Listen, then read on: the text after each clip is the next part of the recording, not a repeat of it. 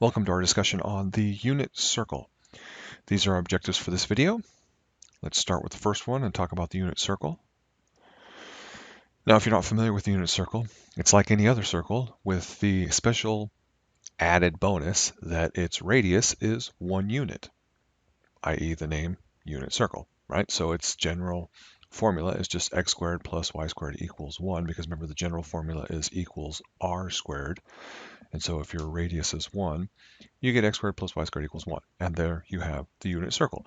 Obviously, it has to be centered at the origin as well for this to work. So the other stipulation is radius of 1, centered at the origin. Okay, do you need to memorize that formula? Not really. It's pretty easy to kind of remember, but it's not going to be necessary for most of the trig stuff you're going to do, but it is helpful. Okay, let's show that this point, square root of 3 over 3 and square root of 6 over 3, remember that's your x and your y, so this is a point on the Cartesian plane. It's just a point out in space. The first number is x, the second number is y. We want to prove that that point actually exists on the unit circle. So all you have to do is plug it into the equation and make sure it works. So you're going to square square root of 3 over 3 and square root of 6 over 3, which of course gives you 3/9 and 6/9. When you add those together, that's 9/9, which equals 1, and it satisfies the equation. Therefore, it's on the unit circle. Simple, easy. Let's move on to terminal points on the unit circle. And what does a terminal point mean?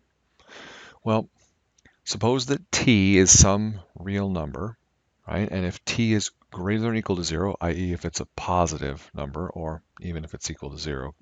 0 is kind of a weird case because you don't move at all, but if it's positive, then you're going to mark off that distance t as you go along the outside of the unit circle. You always start at the point 0, 1. So for any circle you're working with, you always start out here at the point 1, 0. I'm sorry, I might have said that wrong as 0, 1 before. You always start at 1, 0. So you're out a distance of 1, you're up a distance of 0. You start there and you move in the counterclockwise direction. If you have a positive number, you move in the counterclockwise direction if you have a negative number.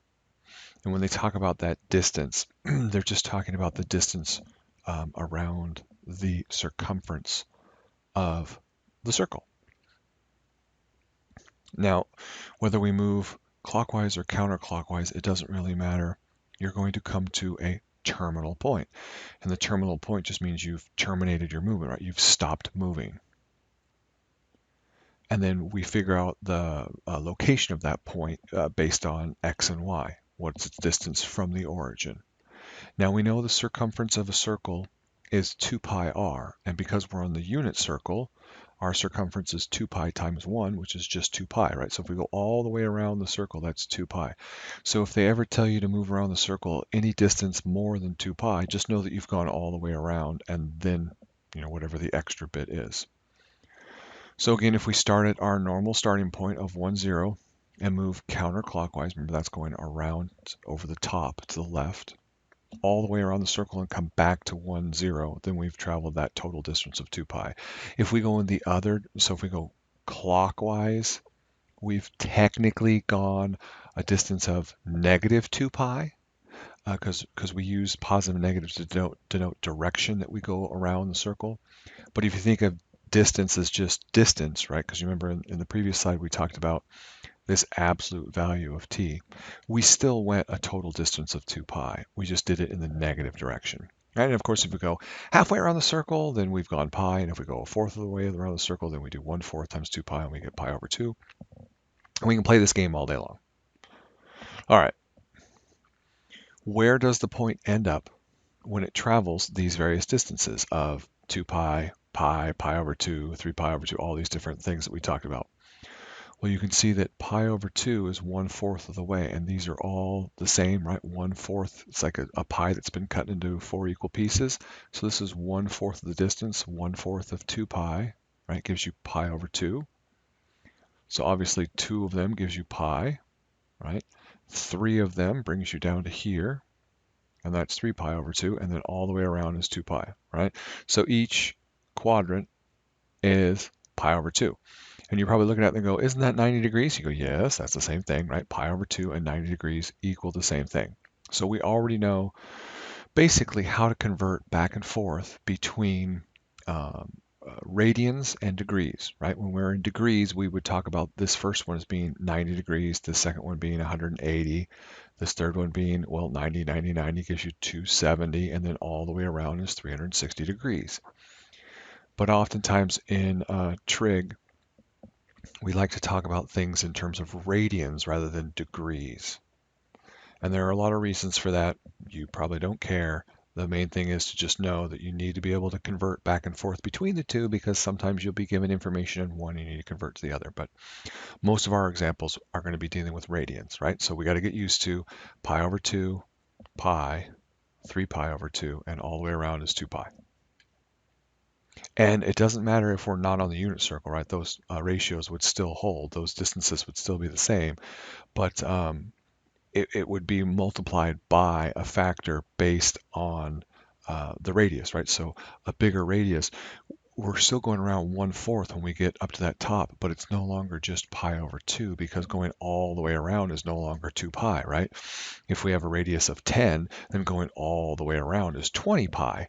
And so when we get up to the top, instead of it just being pi over 2, it's actually 5 pi, because it's 1/4 of 20 pi, right? So these ratios of 1/4, half, 3/4, and all the way around, those, of course, will always hold.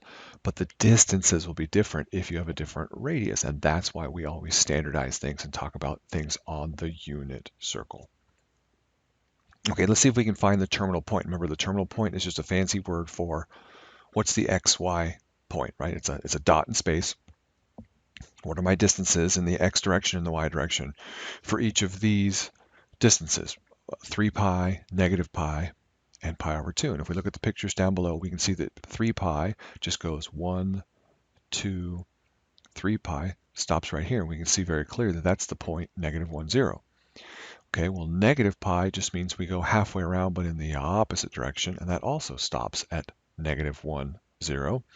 And then the third one, we go pi over 2, but in the negative direction, and we're down here at this point, which is, right, 0 left and right, and down by 1, so that's 0, negative 1. And here we're just writing those all out. Now you'll notice, hopefully, that A and B got you to the same point, and hopefully that's bringing up some thinking that there are really an infinite number of ways we can get to this point negative 1, 0, and there are an infinite number of ways we can get to this point 0, 1, and there are an infinite number of ways we can get to any of the points, because all we have to do is just add 2 pi to everything, right? If we go negative pi and then go around 2 more pi, so 2, 3, so negative 3 pi gets us to the same place. And any multiple of 2 pi, just keep putting another negative 2 pi on that thing, and you'll get to the same pot, and it'll be the same for any dot, right? Wherever you are, if you add 2 pi to it, you're right back to where you started, because you've just gone right around. Now, what about terminal points that don't land at these nice little intersections, right? These easy numbers of 1, 0, 0, 1, negative 1, 0, and 0, negative 1. What if we land somewhere in between? Well, we have certain special angles that you guys are going to end up memorizing in whatever class you're in, because you're going to use those angles over and over and over again. But you can always determine the point on the circle using trig, because basically all you're doing is creating a little right triangle from any point on the circle. You can think of a right triangle, if I could draw better, as being the vertical line, right? And then the x-axis is the horizontal line. So what if we were all the way over here, right? Well, if you think about going back there and then straight down, and there's my right triangle there. And you can find the distance of the horizontal and the vertical using Pythagorean theorem, right? Square root of, or sorry, a squared plus b squared equals c squared. Well, the c squared is always 1.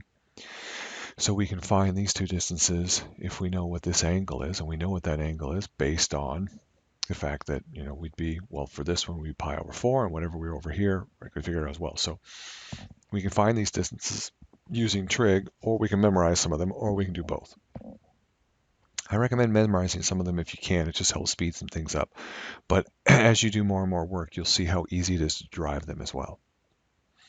Okay, now since the unit circle is symmetric with respect to the line y equals x, remember y equals x is the 45-degree line through the origin, it follows that P lies on the line y equals x from this previous example because we've got a point where the two values are the same. So we know it's on this line perfectly, y equals x.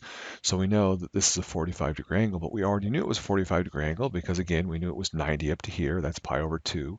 And if we take pi over 2 and divide it by 2, we get pi over 4. So we're basically taking 90 and dividing it by 2, which is 45.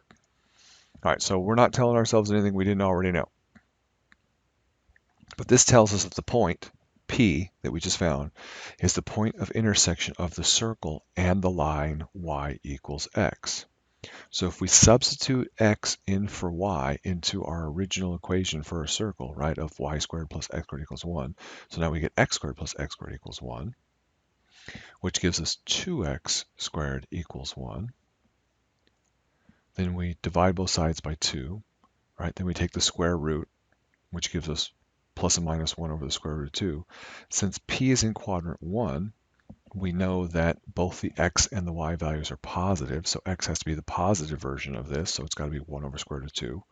And since y equals it, y also has to be it. And there's our points, 1 over the square root of 2. But we don't like to leave square roots in the bottom of the fraction, so all we did was rationalize the denominators by multiplying top and bottom by the square root of 2. So we get square root of 2 over 2. And that's how we got those points, right? So I told you that all these things can be easily derived with some simple algebra. And then here are those typical values that you're going to see over and over again. So if you can kind of memorize this picture, put it in your notes, look at it. Every time you have to look at it, kind of like rewrite it. But it's pretty easy to memorize. I mean, look at all these fractions. They repeat. We've got square root of 3 over 2 and 1/2, and then up here we've got 1/2 and square root of 3 over 2. All they did was trade places. And then this one is square root of 2 over 2, square root of 2 over 2, right? They're the same. So basically you've got 1 over 2, square root of 2 over 2, and square root of 3 over 2. Those are the three numbers that you're going to have in these points in different orders, right? And the same goes for the y values. Well, again, if you just think of these logically, if you can just remember that there's 1 over 2, square root of 2 over 2, and square root of 3 over 2, you can memorize very quickly where all of those numbers go and which point is which based on where they are on the curve, because okay, I've got pi over 6, pi over 4, pi over 3. Obviously, pi over 6 is shorter, right? Pi over 4, pi over 3. You can see that this is the smallest, then pi over 4 is the next, and pi over 3. Because we know if we divide by bigger and bigger numbers, it gets smaller and smaller and smaller, right? So pi over 3 is the biggest, pi over 4 is in the middle, pi over 6 is the smallest. So if it's the smallest, we know that the vertical distance, right, the distance from the line up to it is the shortest, and then this one is the middle, and then this one is the longest. So we know as far as our y values go, if we had to choose between 1 over 2, square root of 2 over 2, and square root of 3 over 2, since they're all being divided by the same number, we know the longest one is the one with the biggest number on top, and the shortest one is the one with the smallest number on top. And between square root of 3 and square root of 2, we know square root of 3 is bigger, right? And between square root of 3, square root of 2, and 1, we know 1 is the smallest, because isn't 1 really just the square root of 1? So you can think of them all as square roots, right? And so 3 is bigger than 2 is bigger than 1, so we know they go in that order. So look, square root of 3 over 2, square root of 2 over 2, 1 over 2. And then if we look in the x direction, can't we see that this line is the furthest out to the right, and then this one's in the middle, and this one's the shortest? So they've just traded, right, directions. Instead of going biggest, medium, smallest, we now go smallest, medium, biggest. So that's one way to help you memorize these things. All right, what if we wanted to find the terminal point determined by each of these given numbers? Well, since we know those reference ones, we know what these are as well, because everything is symmetrical. So if we're going to go negative pi over 4, isn't that going to be the same thing as going up pi over 4, but now we're going to be down here? So the distances are going to be the exact same, but we're going to be down here in this quadrant where x is still positive, but now y is negative. So shouldn't it just be square root of 2 over 2 and negative square root of 2 over 2? Yep, that's exactly what it is. Same thing for the others. We can do the same kind of logic. 3 pi over 4 is all the way over here. But doesn't that give us doesn't that leave us with pi over 4, right? Because if this is 3/4 pi and this is 1 full pi, then we're left with pi over 4 here. So that means these two dots are perfectly symmetrical, right? They're the same distance up from the x-axis. So they're going to have the exact same quadrants, right? The same coordinates, sorry, except now we're over here where x is negative and y is positive. So now we get the negative version, but we still have the positive version. And then our third example, if we do negative 5/6, we go all the way around here, and that leaves us with 1/6. And we go, hey, that's the same thing as if we had 1/6 up here. And 1/6 up here has these two numbers, but now we're over in this quadrant. So the x value now becomes negative, right? And the y value becomes negative. So we get this exact same thing, but with negative values. And what we've now illustrated is we can use reference numbers. And those reference numbers that we got by memorizing this table will help us find a bunch of other points, because if we know what happens in quadrant 1, we know what happens in the other 3 quadrants, because it's just a matter of changing the sign. Okay, so that's our next topic, is reference numbers, or what are sometimes called reference angles or reference points, but they're all the same thing.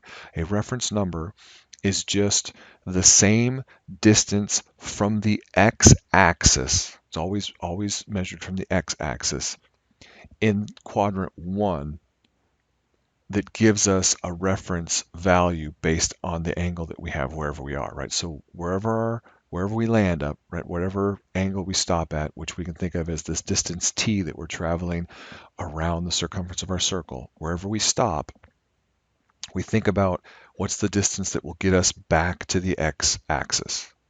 And we take that distance back to quadrant 1, we figure out what that reference number is, and then wherever we are, we know we just change some signs. So for instance, the little bar over t just means that's our reference number, right? So t is how far we went, and since we're in quadrant 1, the reference number is the same as our t. If we go all the way around here, this is t, the leftover piece is our reference. So we would figure out what that is over here in quadrant 1 and then just change signs accordingly, right? If we go all the way around here, this is the distance back up to the x-axis, so that would be our reference, right, over here. And then same thing here, we come, and then this is our leftover bit, so there's our reference, and then we can think about what that distance is here in the first quadrant, and it'll help us figure out these answers. So if you want to memorize this whole when it's this, when it's that, when it's this, when it's that, be my guest. But really, if you just think about it, go back to your circle, right? We know that this is quadrant 1, this is quadrant 2, this is quadrant 3, and this is quadrant 4. And wherever we land, we just know that x is plus or minus accordingly, and y is plus or minus accordingly, right? So that's really all that we're saying here, is keep an eye on what quadrant you're in. Okay, let's find the reference number for each of these. Well, 5/6 puts us over here. So here's our leftover piece. So that gives us a reference of pi over 6. 7 pi over 4. Well, that's 1, right, and 3/4. So here's 1, a half, 3/4 brings us here, and here's that leftover 1/4 reference angle. Negative 2/3 brings us right to here, which has a remaining 1/3, right? So pi over 3 is going to be our reference. And then 5.8, well, if you go all the way around, pi, right, is 3.14, so 2 pi is 6 point, almost 6.3. So if you go around 5.8, you have almost 0.5 left. That's all we're doing. Here's the math involved in all those. Okay, we can use these reference numbers now to find our terminal points. So we can find the terminal point determined by any value t by finding these reference angles or reference numbers. Remember, a terminal point is again just a fancy word for what is that xy value in quadrant 1. And then we know wherever we are, it's going to be the same two numbers. They just might possibly have a negative sign for one of them, depending on what quadrant we're in, or both, depending on what quadrant we're in. Okay, the terminal point for each of these, we can do the work very easily by drawing some pictures and figuring out where we are. Well, the reference number is pi over 6 for the first one, right? Because if we draw this picture, where does 5/6 take us? It takes us all the way around and leaves us 1/6 from the x-axis. So we get to about here, right? And then we're left over with that pi over 6. 7/4, remember, took us to about here, right?